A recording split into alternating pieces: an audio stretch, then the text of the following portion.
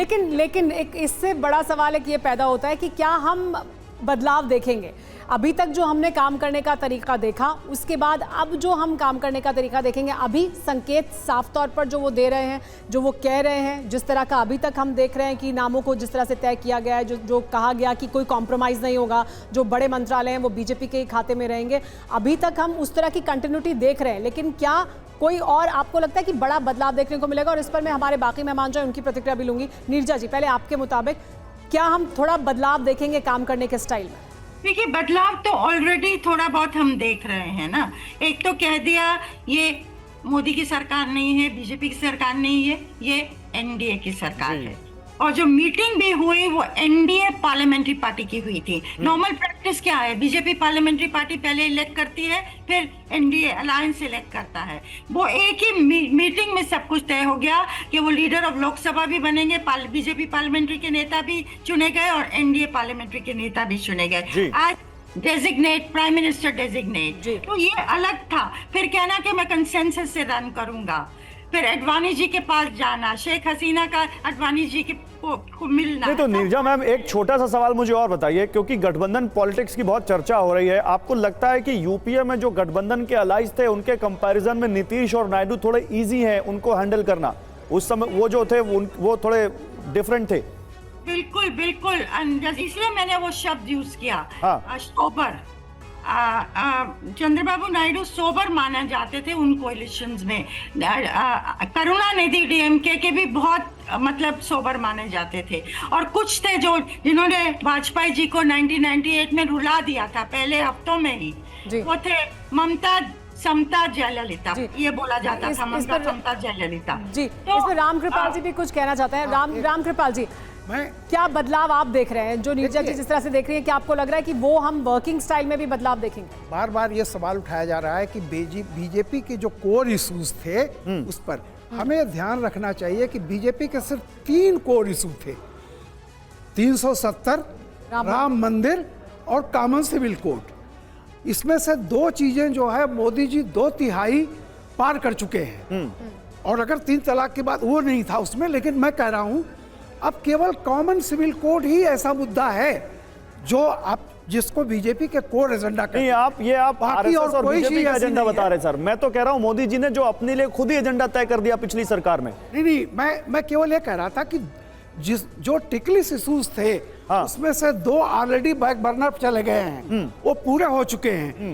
अब अगर common civil code है तो वो देखिए उसके साथ राहत क्या है, वो संविधान में है और सुप्रीम कोर्ट ने कई बार अपने जजमेंट में कहा है कि ये होना चाहिए। मतलब आपको ये लगता है कि सहमति का मुद्दा बन सकता है? ऐसा कुछ बड़ा मुद्दा बचा नहीं है, जो एक मुद्दा है उस पर सहमति बन भी सकती है। दरअसल ये आपका कहना है? बिल्कुल बिल्कुल।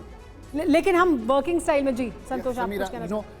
आज जब प्रफुल्ल पटेल की बाइट आई तो हमें 10 साल पुराना समय याद आ गया जब मंत्रिमंडल से पहले लोग बाइट देते थे, न्यूज़ एंकर्स को बुलाया जाता था कि हमारा इंटरव्यू कर लीजिए, हम कुछ कहना चाहते हैं। ये पहली बार हुआ है 2009 और 2014 और 2019 के बाद में कि कोई मंत्री की हिम्मत हुई है कि वो कहे कि मुझे ये पसंद नहीं है, मुझे कुछ और चाहिए। देखिए, एक बात को हमें समझना होगा कि मोदी जी फास्ट पिच पे खेलने वाले खिलाड़ी हैं। तो आप ये कह रहे हैं समय बहुत बलवान होता है, समय ऐसा है कि वहां पर उनको ये बताना होगा कि मैं ये जो आज विजुअल, मतलब मैं ये वाला क्रिकेट भी खेल सकता हूँ स्लॉग ओवर्स में या सुबह नाश्ते के, और वो विजुअल्स केवल यही इंडिकेशन है आई एम इन कंट्रोल। और वो बताना चाहते हैं कि मैं कंट्रोल पर हूं। मैं और चीजें जिस तेजी से चल रही है संतोष, जिस तेजी से चीजें हो रही है, जैसा कि नीरजा भी जिसका जिक्र कर रही थी, क्या ये स्पीड भी कुछ संकेत देती है जिस तेजी से सब कुछ डिसाइड हो रहा है? इसके अलावा मोदी जी को मोदी जी को अपनी एक पर्सनल लेगेसी जो कि हिस्ट्री याद रखे।